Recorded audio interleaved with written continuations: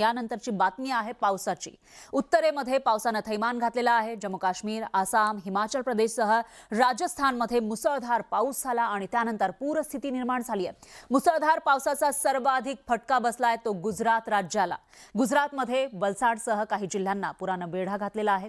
उत्तरेतील पुराची 10 थरारक दृश्य समोर आली आहेत। आपण बघूया। ही दृश्य आपण बघतोय गुजरातमधील वलसाडची ही आहेत। एका सोसायटीमध्ये पाणी शिरलं आणि त्यानंतर तिथं जी वाहनं पार्क केलेली होती ती या पाण्यामध्ये बुडाल्याचं दिसतंय। त्याशिवाय गुजरातच्या वलसाडमधलीच ही स्थिती आपण बघतोय। ड्रोनच्या माध्यमातून टिपलेली ही दृश्य आहेत आणि शहरामध्ये अनेक भागांमध्ये पाणी साचल्याचं या दृश्यांच्या माध्यमातून दिसतंय। तर याशिवाय नवसारीमध्ये सुद्धा अशीच काहीशी स्थिती आहे। 2-3 फुटांपर्यंत पाणी रस्त्यावरून वाहताना दिसतंय।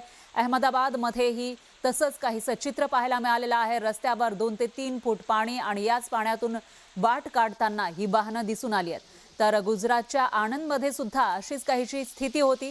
याही ठिकाणी पाणी साचलं, पाणी जमलं, मुसळधार पाऊस झाला आणि त्यानंतरची ही दृश्य आपण बघू शकतोय। याशिवाय गुजरातमधील छोटा उदयपूर इथली स्थिती आपण बघितली तर याही ठिकाणी मोठ्या प्रमाणामध्ये पाणी दिसतंय। आसामचं गुवाहाटी इथं सुद्धा पुरासारखी स्थिती आहे आणि आसाममधील गुवाहाटी, त्याच्यानंतर बिलासपूर, हिमाचल प्रदेशमधील आणि काश्मीरमधील अखनूरची ही दृश्य समोर आली आहेत। तर गुजरातमधील शेत्रिंजी धरण यंदाच्या मोसमात दुसऱ्यांदा ओव्हरफ्लो झालाय। धरणातून मोठ्या प्रमाणामध्ये विसर्ग सुरू आहे। नदीला पूर आला आहे। धरणाचे 59 दरवाजे 1 फुटाने उघडलेत। नदी काठच्या गावांमध्ये पुराचं पाणी शिरलेलं आहे आणि त्यामुळे इथलं जनजीवन विस्कळीत झालंय।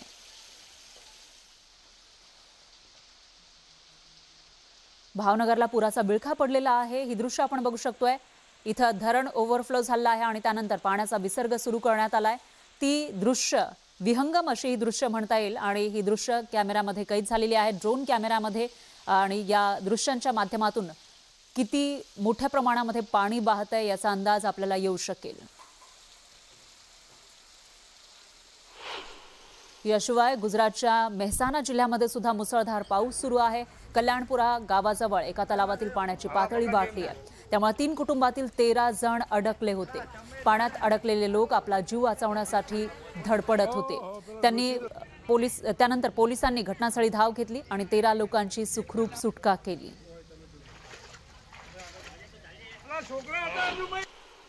गुजरातमध्ये खेडा जिल्ह्यातल्या मातरमधली भालडा आणि मधरौल हे भाग पुराच्या पाण्याखाली गेलेत। ग्रामीण भागातील शेती त्यामुळे पाण्याखाली गेली आहे आणि संपूर्ण परिसर जलमय झाला। परिस्थिती इतकी गंभीर झाली की अनेक शेत शिवारांमध्ये आणि घरांमध्ये पुराचं पाणी शिरलं। त्यामुळे स्थानिक रहिवाशांचं जनजीवन पूर्णपणे विस्कळीत झालंय।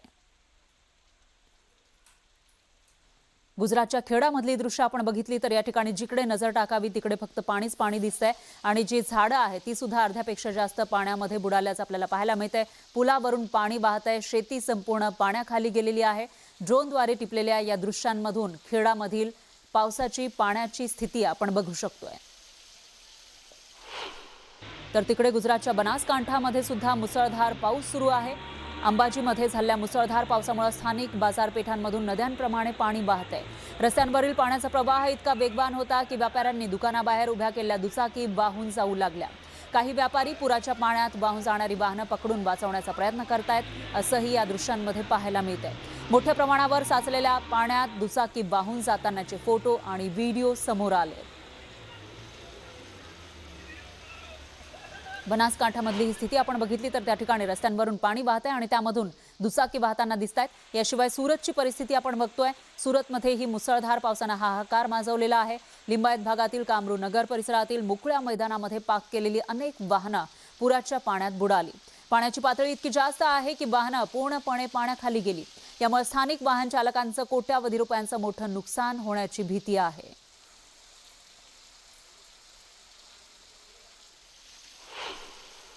याशिवाय गुजरातच्या भारत-पाकिस्तान सीमेनजीकच्या नडा बेट इथं मान्सूनच्या पहिल्याच मुसळधार पावसानं विशाल वाळवंटाचं जलाशयात रूपांतर झालं।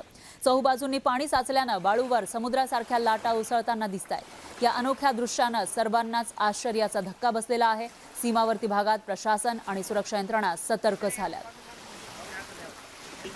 ही दृश्य आपण बघू शकतो। या ठिकाणी बेट आहे, मात्र या बेटाला सगळीकडून फक्त पाणीच पाणी दिसतंय। बाळूचं हे बेट पण तिथं समुद्रामध्ये ज्या पद्धतीनं पाणी साचतं किंवा एखाद्या तलावात साचतं तसं पाणीच पाणी झालेलं आहे आणि या लाटा उसळताना बघितल्यानंतर सगळ्यांनाच आश्चर्याचा धक्का बसलाय।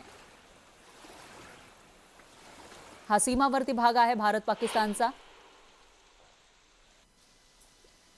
याशिवाय वलसाडमधली ही पुराची स्थिती थरारक अशी दृश्य समोर आली आहेत। पुराच्या पाण्यात एक बाईकस्वार वाहून गेला। बचाव पथकानं तातडीनं रेस्क्यू ऑपरेशन राबवत या तरुणाला बाहेर काढलं। बाईकवरून जाण्याचा प्रयत्न या तरुणानं केलेला होता। रस्त्यावर पाणी साचलं होतं, मात्र ते त्याच्या जीवावर बेतलं आणि या बाईकसह तरुण वाहून जाऊ लागलेला होता। त्यावेळेला बचाव पथकानं या तरुणाला मोठे प्रयत्न करत बाहेर काढलं। आणि गुजरातपासून आसामपर्यंत पावसामुळे हाहाकार उडालेला आहे। नद्यांनी धोक्याची पातळी ओलांडली आहे। शेकडो गावांना पुराचा विळखा पडलाय, त्यामुळे संपूर्ण तिथला संपर्क तुटल्याची माहिती आहे। प्रशासनाकडून युद्ध पातळीवर रेस्क्यू ऑपरेशन सुरू आहे। नवसारीमध्ये शेकडो घरांमध्ये पुराचं पाणी शिरलंय, प्रचंड नुकसान झालंय। गुजरातच्या आणंदमध्ये मुसळधार पावसानंतर संपूर्ण इमारत कोसळली। कासोर गावातलं घर कोसळलं, यामध्ये कुठलीही जीवितहानी झालेली नाही।